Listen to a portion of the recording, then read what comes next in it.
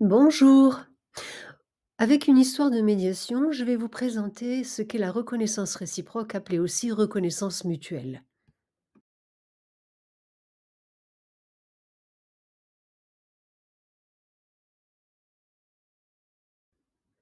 L'histoire de médiation est la suivante. Un couple vient me voir ne s'entendant plus, essayant la médiation. Elle veut divorcer, lui ne le veut pas. Le père et les enfants ne s'entendent plus. Elle voudrait que lui comprenne que les enfants, ainsi qu'elle, n'en peuvent plus de ses exigences et de ses accès de colère. Quant à lui, il ne veut rien entendre et ne veut pas divorcer. En tant que médiateur, je suis face à un premier point de blocage et j'essaie de poser une question concernant le ressenti de chacun d'entre eux. La difficulté consiste ici à faire exprimer le ressenti par chacun des participants à la médiation, en sachant que nous avons tous ce qu'on appelle des biais cognitifs, à savoir des faux fuyants, des idées toutes faites, un moyen comme un autre pour notre cerveau de s'en sortir. Nous emmagasinons effectivement des millions et des millions d'informations. Notre cerveau fait le tri, ce qu'il appelle son petit ménage, en ne gardant bien évidemment que ce qui lui convient. Il se construit ainsi des idées toutes faites, ce qu'on appelle donc des biais cognitifs, avec lesquels il nous trompe et prend les commandes sans que nous ayons la possibilité de véritablement réagir, sauf à être excessivement vigilants. Ajoutez à cela que chacun ressent, vit et exprime les choses de façon totalement différente d'une autre personne, et donc que la vérité de chacun s'arrête là où commence celle des autres. Ajoutez encore à cela que nous avons des opinions, des avis qui sont bien entendu toujours les meilleurs, les bons, les seuls, c'est-à-dire que nous érigeons en vérité ce qui est simplement la vérité de chacun, ma vérité et pas celle de l'autre. Vous obtenez ainsi un mélange explosif qui entraîne un nouveau blocage de la communication. À ce moment-là, le médiateur doit essayer de trouver un moyen de faire en sorte que la communication fonctionne à nouveau.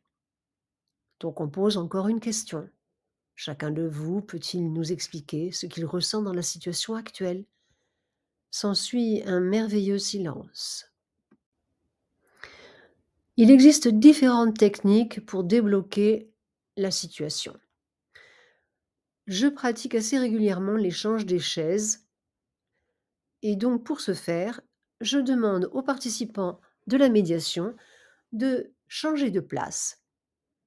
Mais non seulement de changer de place, de demander de prendre la personnalité et de prendre les pensées que peut avoir celui qui était dans cette chaise avant.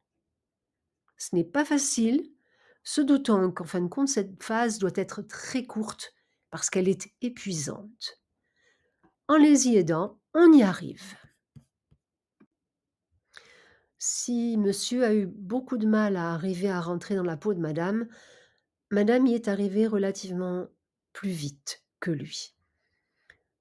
Mais quand lui est arrivé à dire et à s'exprimer comme s'il était madame, il y a eu un moment de reconnaissance réciproque absolument magnifique.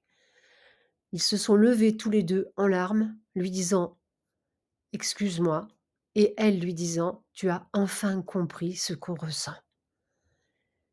C'était une magnifique reconnaissance réciproque qui personnellement m'a beaucoup touchée, beaucoup émue. C'était véritablement un moment exceptionnel.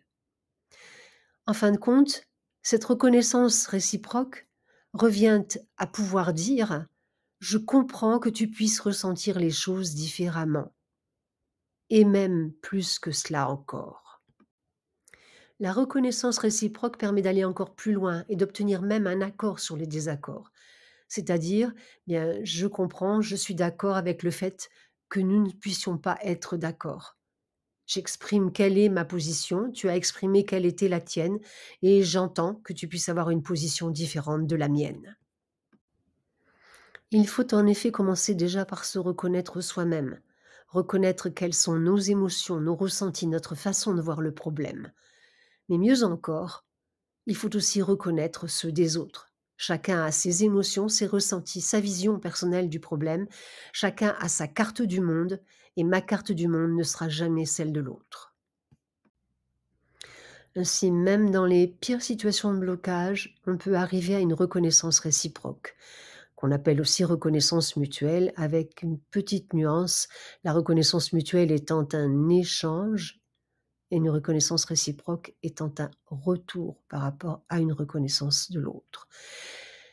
Cette reconnaissance réciproque permet donc de rétablir la communication, parfois de renouer les liens, et elle permet surtout d'envisager l'avenir et la deuxième phase de la médiation, le et si et le comment, que nous verrons une autre fois. Si vous avez des questions, vous pouvez toujours me joindre, je suis à votre disposition, que ce soit pour des médiations, des formations ou organiser des conférences et des colloques. En attendant, je vous souhaite à tous de très bonnes fêtes de fin d'année. À bientôt!